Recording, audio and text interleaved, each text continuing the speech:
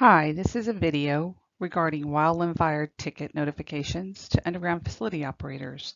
It's important for first responders to know they can submit Wildland Fire notifications by using 811, and underground facility operators will be notified when there's a wildland fire happening around their underground facilities.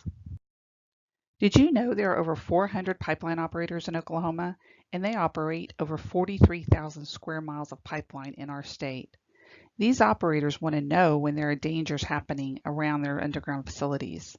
They want to ensure that their facilities are protected, that services don't get interrupted, but most importantly, they want to ensure that those working around their underground facilities stay safe while they're working.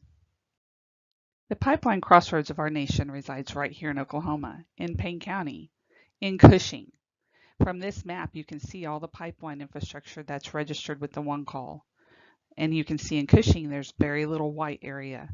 This means that pretty much anywhere you're digging or moving dirt or creating fire breaks, you're around a pipeline. It's very important that you proceed with caution. You notify those operators that you're doing work around their facilities so that you can stay safe and their facilities can remain undamaged. So there are other underground facility operators in Oklahoma besides pipeline operators.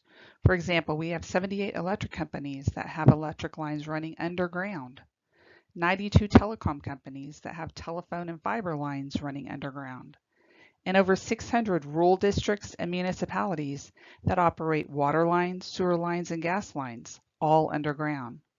Watch this next slide and you will see the magnitude of underground facilities in our state.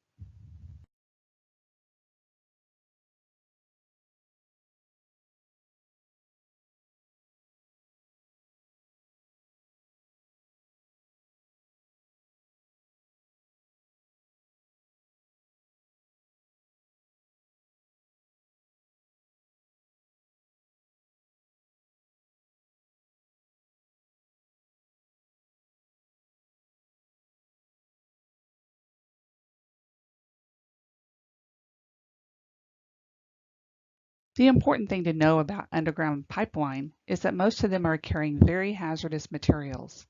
In Oklahoma, a pipeline could carry liquid petroleum, which includes crude oil, refined products, volatile liquids, and carbon dioxide. Also in these pipelines are natural gas and natural gas liquids. If any of these pipelines are nicked or hit, there'll be more than just the wildland fire issue that you'll be dealing with.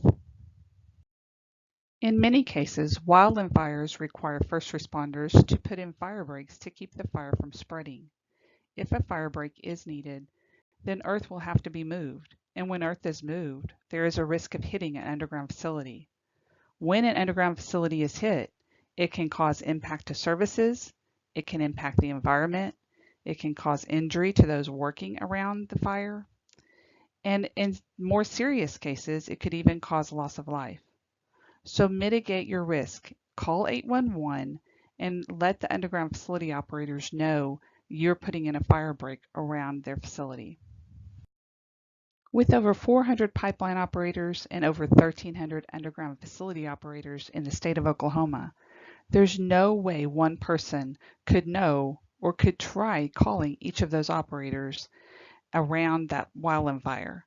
The best way to notify them is to have the incident commander call 811, and we will issue a notice to those operators. It's an emergency situation and that there's activity and wildland fires around their underground facilities. Those being notified will be instructed of who to contact and where to go if needing to show up on site at the incident command station. When calling 811, it's important that the right information be provided. When you're reporting a wildland fire, have this information available when you make the call. The items in red on this slide show you what we'll be asking. If the caller provides their email address or the email address of the incident commander, that email will also receive a copy of this notice that's going to the underground facility operators. Depicted here is the form that is being filled out by the CSR when a wildland fire notice is being called in by the incident commander.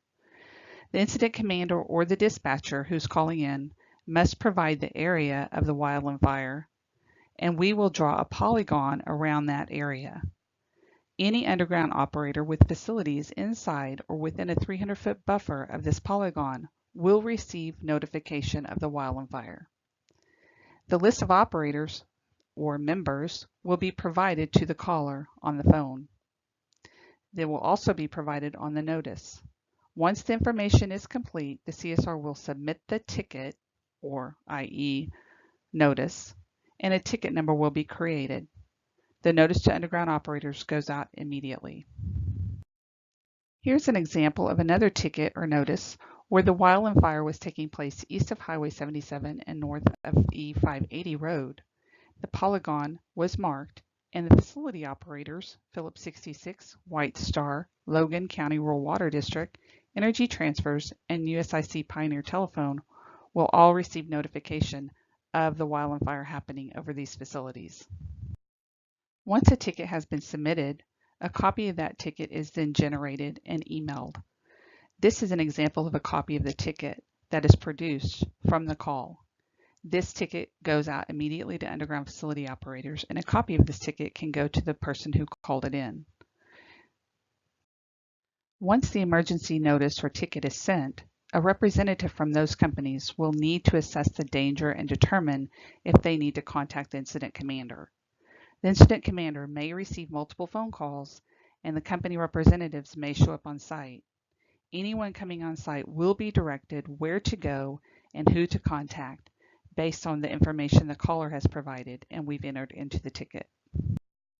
In closing, be sure to call 811 when there's a wildland fire happening in Oklahoma. This will allow our underground facility operators to act appropriately. Thank you.